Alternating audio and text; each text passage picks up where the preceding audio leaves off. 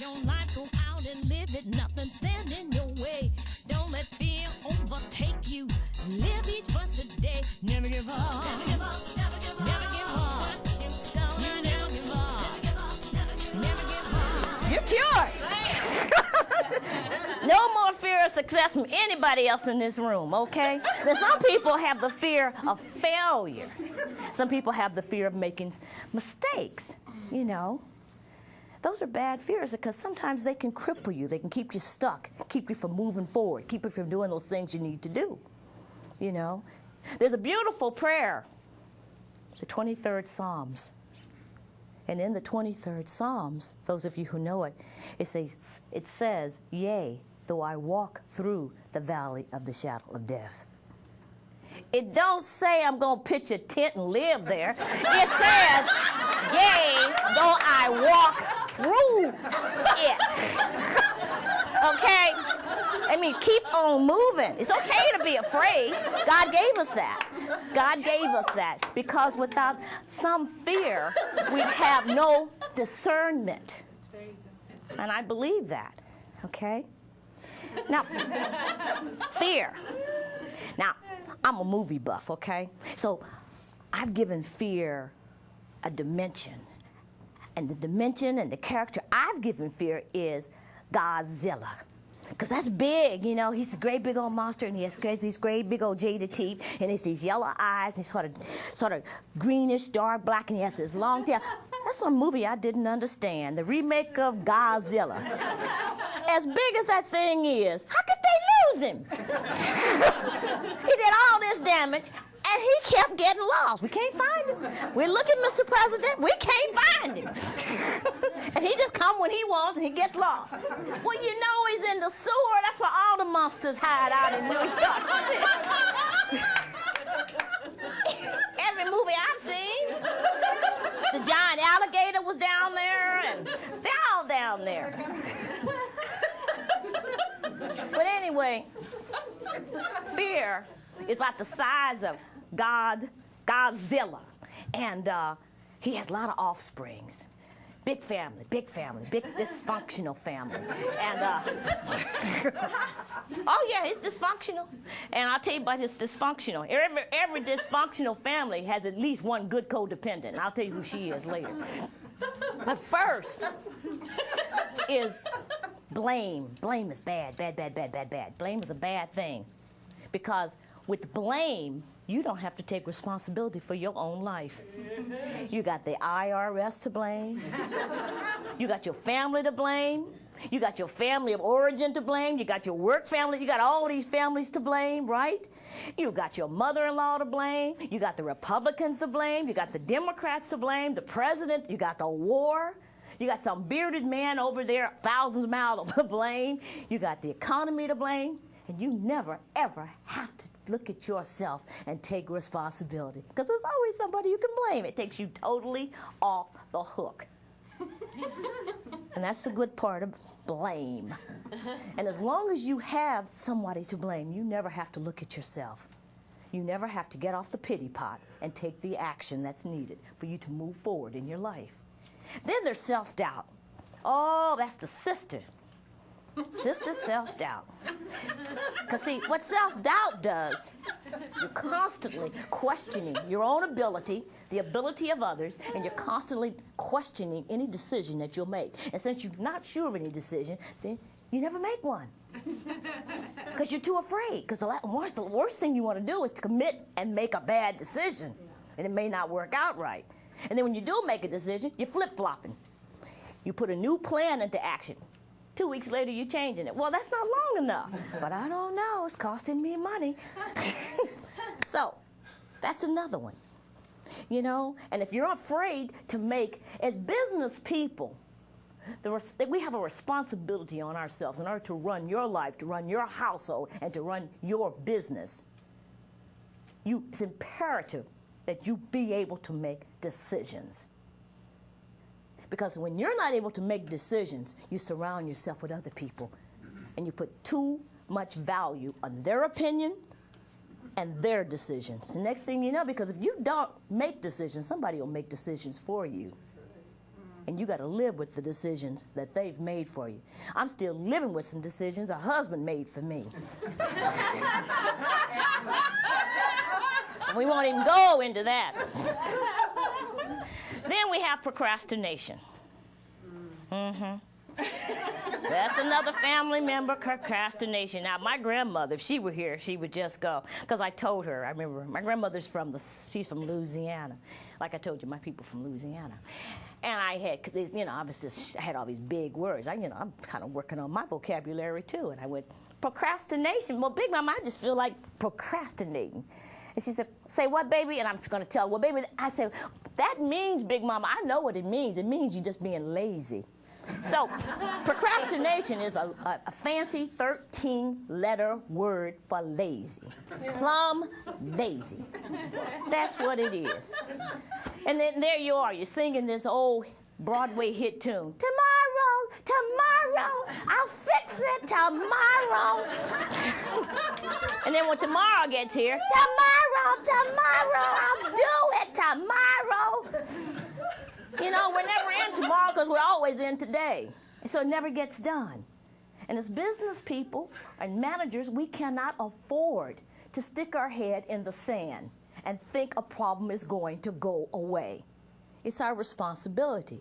If it's broke, fix it. Don't matter who broke it, just fix it. And another one is we have our old Auntie Sorry. Auntie Sorry. Just sits there and she feels sorry for herself. You ever know anybody in business, a man or woman, they just sorry. Sorry. You know? And they think the whole world, the whole world got together. You know, and we got this whole world, and we all focused on just putting them out of business because we got nothing else to do. Because there ain't nothing on cable this week, so we just gonna all band together. We got this great big world conspiracy, and we done picked out your tiny little restaurant in Paia, and we're gonna put you out of business because we got nothing better to do. And imagine working in an environment like that, what it does to your employees. I've known people like that. It's a horrible situation. Why not turn that sorriness into something like perseverance? That's another great perseverance. I'll tell you my perseverance story. My favorite movie of all time, next to The Cat That Ate New York City, is The Outlaw Josie Wales. I love that. Great one-liners in that movie. There's this one scene in The Outlaw Josie Wales. You've seen that movie, right? Where they're in this little adobe hut, right? And he's got this little cast of little family he's then picked up along the way, like 7 of them. There's this scrawny little blonde girl, and there's this old toothless granny. And outdoors, they're surrounded like 50 or 60 Comancheros, really low lives, you know? Low lives on the side of Satan. That's what they all are. And they're trying to kill them all, right? They're trying to break in there and just kill them and rob them. And so Josie looks at him and he goes, remember when things look bad and it don't look like you're going to make it, that's when you got to get mean, mad dog mean. Because if you don't, you neither live, you neither win, and that's just the way it is. So sometimes in business, that's what we have to do. That's that perseverance. We just got to make it, no matter what. Referring back to our boxer, where I started out. Perseverance, commitment, passion, courage.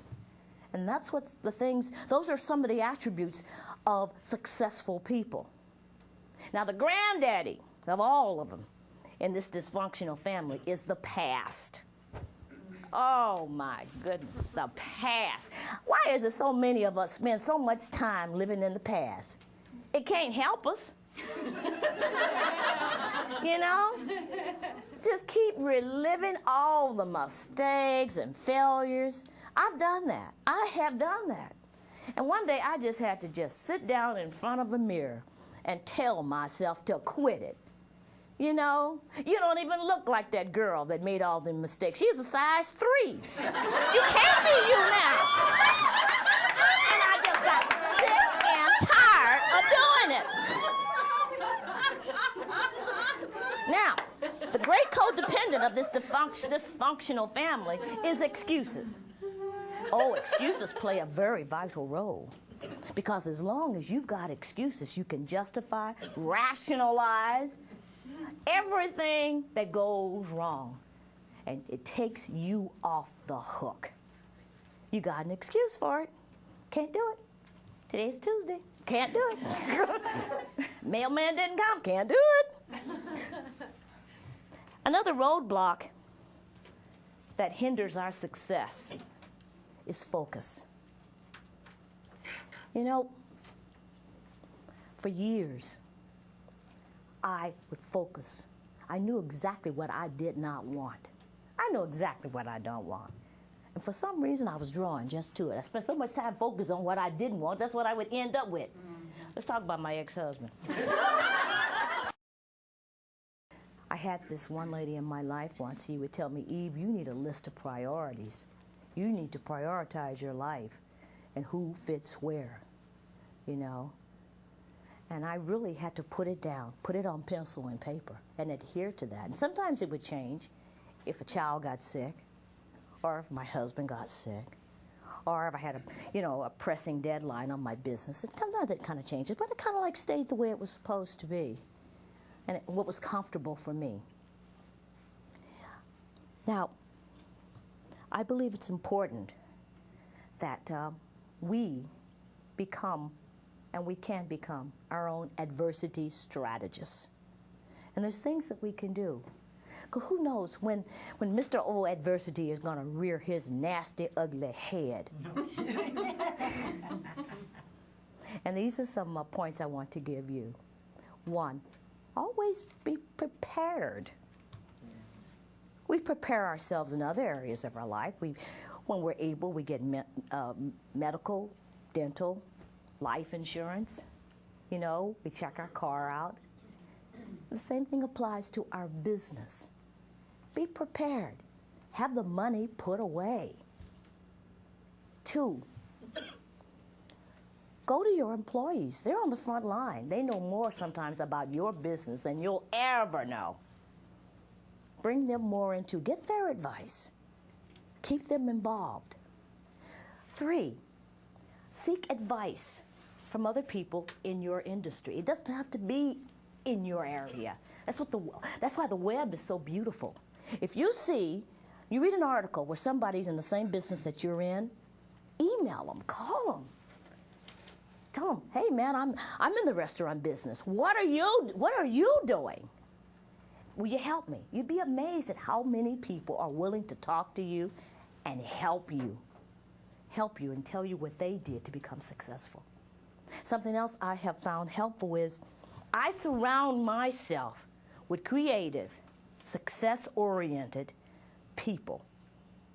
Why? Because they help my morale. They keep me focused. You know, those times I'm down, they give me ideas.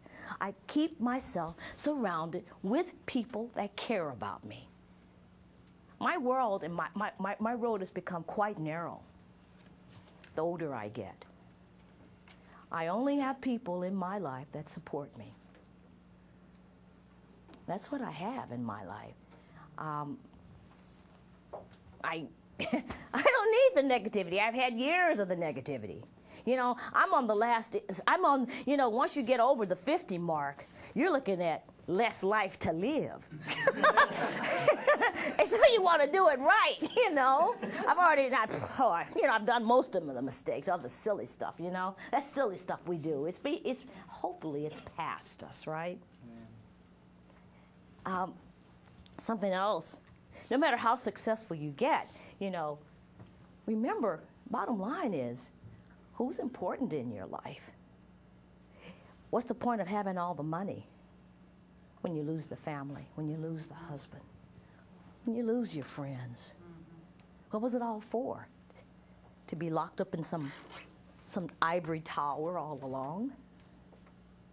when there is a problem and I'm faced with a problem in my business, first I admit and accept there's a problem. I can't afford to stick my head in the sand. That's right. And then I look at the problem as honestly as I can. That's the hard part, to take the time and to really look at a problem, because if you look at it, that means you're going to make a decision and do something about it. Then the next thing I do, I look at it from all angles. I look from the top, from the bottom, from the sides. I bounce ideas off of people I trust, hopefully people who have been in business. My relatives always willing to give me advice. Not one of them ever been in business. So I try to bounce ideas off of people who are self-employed. You know, if I have relationship problems, I'm going to talk to somebody who's been in a relationship. If I have problems with my children, I'm going to talk to somebody who has children. I have never understood somebody going to somebody for marital advice, somebody who's never been married, who will never be married. That don't make no sense to me. So those are some of the things that I would do. That's some of the things I do. Now, as far as that client, it did not work out. I lost the client. But first I did everything I could to keep that particular client. We met, we talked, I talked to others. I got as much information, and when I did meet with this client, I was ready. I was armed and ready. And it worked out perfectly for both of us. Before talking to him, I prayed, God, let this work out for both of us, not just me. Make it be the best for both parties. And it worked out. I got what I wanted. The client got what he wanted, you know, and I didn't walk out with nothing. You've been a beautiful, beautiful audience. I'm hoping that you were able to write down some useful information. And I want to thank you so much for being here this evening. Thank you.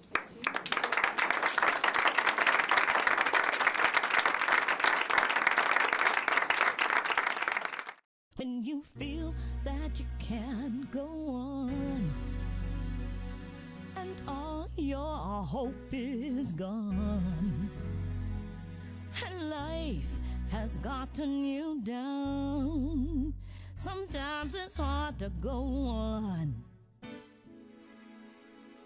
Feels like chaos all around you. No peace of mind to be found. The dreams you dreamed are all over. Doubts and fears have gotten you bound. Feels like nowhere to run to, there's nowhere to hide. Don't let fear overtake you. It's time to decide that you'll never give up, never give up, never give up. Never give up, never give up, never give up. Never give up, never give up, never give up. Never give up, never give up, never give up. Don't waste another moment on fools and things that keep you down. They can't or won't change, but you can turn your life around. We all have made mistakes. Chances are we'll make some more. Start living life. This ain't no game. Don't need you keeping score. Miracles still happen. They're happening every day. Just stand right up and shout out loud. I need a miracle to come my way. And you'll never give up, never give up, never give up. Never give up, never give up, never give up. Never give up, never give up, never give up. You never give up, never give up, never give up. Everyone You're not the only one. Don't waste time feeling sorry for yourself. You know you better than that. Everyone goes through bad times. You're not the only one. Get up, get dressed, get busy. Your life has just begun. Never give up, never give up, never give up. They still making miracles. Never give up. This ain't no science.